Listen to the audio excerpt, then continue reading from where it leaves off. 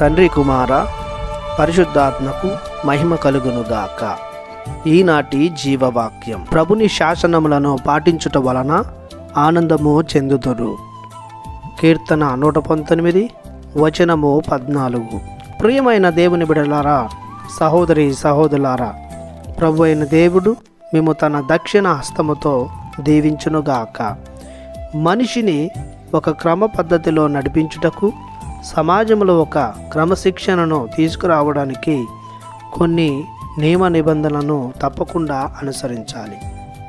ఇవి కొన్నిసార్లు పాటించినప్పటికీ ఇబ్బందులు, ప్రమాదాలు జరుగుతూనే ఉంటాయి. కానీ దేవుడిచ్చిన శాసనములను, నియమ నిబంధనలను, ప్రమాణాలను, కట్టడలను, ఆజ్ఞలను పాటించడం వలన మనిషి జీవితం ప్రశాంతంగా, భద్రంగా, సంతోషంగా ఉంటుంది. దేవుని శాసనాలు లేదా ప్రమాణాలు దైవ ప్రేమను మరియు సోదర ప్రేమను తెలియజేస్తాయి. మన యొక్క బాధ్యతలను గుర్తు చేస్తాయి. మన ఎడల మనం ఎలా ప్రవర్తించాలో కూడా మనకు అర్థం అవుతూ ఉంటుంది. ఇతరుల ఎడల, సమాజం ఎడల, ప్రకృతి ఎడల ఎలా నడుచుకోవాలో మనకు క్షుణ్ణంగా దైవ శాసనాలు వివరిస్తుంటాయి.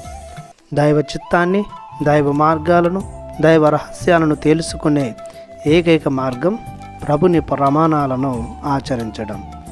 దైవ ప్రజలకు ప్రభు వసగిన గొప్ప వరాలలో ప్రధానమైనది దైవాజ్ఞలు. కావున ప్రతి విశ్వాసి దైవాజ్ఞలను హృదయానికి తీసుకొని వారిని అనునిత్యం పాటిస్తూ వాని ప్రకారం జీవితాన్ని సరిదిద్దుకోవాలి. జీవితానికి మార్గదర్శకంగా మార్చుకోవాలి. మిగతా జీవితమంతా ఆనందమయముగా జీవించాలి. ప్రార్థించుదము.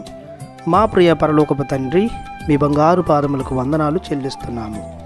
మా జీవితాలను సరిదిద్దుకొనుటకు, మీ చిత్తానుసారం జీవించుటకు మీ శాసనాలను, ఆజ్ఞలను మాకు మార్గదర్శాలుగా దయచేశారు.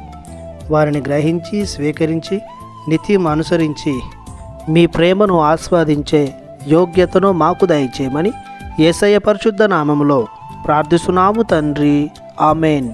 దేవుడు మిమ్ము దీవించునుగాక. ఆమెన్.